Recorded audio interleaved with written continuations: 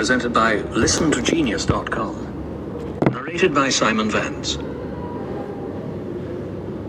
I have named, among many rivers that make music in my memory, that dirty water of Leith.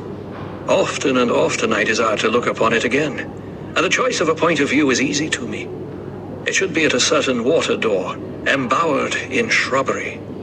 The river is there dammed back for the service of the flour mill just below, so that it lies deep and darkling, and the sand slopes into brown obscurity with a glint of gold.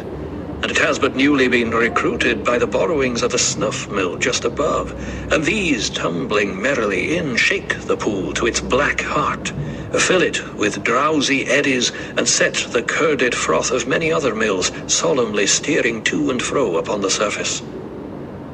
Or so it was when I was young, for change and the masons and the pruning knife have been busy, and if I could hope to repeat a cherished experience, it must be on many and impossible conditions.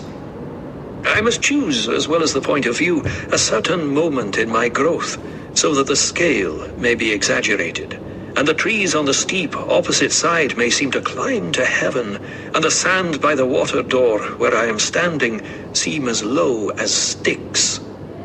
And I must choose the season also, so that the valley may be brimmed like a cup with sunshine and the songs of birds, and the year of grace, so that when I turn to leave the riverside, I may find the old manse and its inhabitants unchanged. It was a place in that time like no other. The garden cut into provinces by a great hedge of beech, and overlooked by the church and the terrace of the churchyard, where the tombstones were thick, and after nightfall spunkies might be seen to dance, at least by children.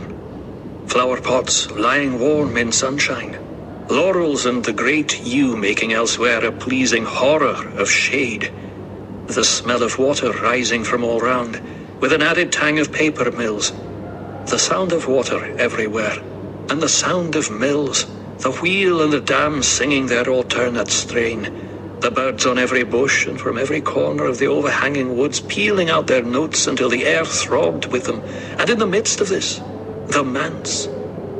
I see it, by the standard of my childish stature, as a great and roomy house. In truth, it was not so large as I supposed, nor yet so convenient, and standing where it did, it is difficult to suppose that it was healthful. Yet a large family of stalwart sons and tall daughters were housed and reared, and came to man and womanhood in that nest of little chambers, so that the face of the earth was peppered with the children of the manse, and letters with outlandish stamps became familiar to the local postman, and the walls of the little chambers brightened with the wonders of the East. The dullest could see this was a house that had a pair of hands in diverse foreign places, a well-beloved house, its image fondly dwelt on by many travellers. Here lived an ancestor of mine who was a herd of men. I read him, judging with older criticism the report of childish observation, as a man of singular simplicity of nature, unemotional and hating the display of what he felt, standing contented on the old ways, a lover of his life and innocent habits to the end. We children admired him, partly for his beautiful face and silver hair, for none more than children are concerned for beauty, and, above all, for beauty in the old. Partly for the solemn light in which we beheld him once a week, the observed of all observers in the pulpit.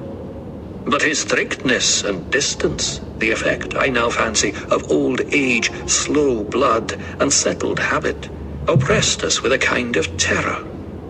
When not abroad, he sat much alone, writing sermons or letters to his scattered family in a dark and cold room with a library of bloodless books, or so they seemed in those days, although I have some of them now on my own shelves and like well enough to read them. And these lonely hours wrapped him in the greater gloom for our imaginations.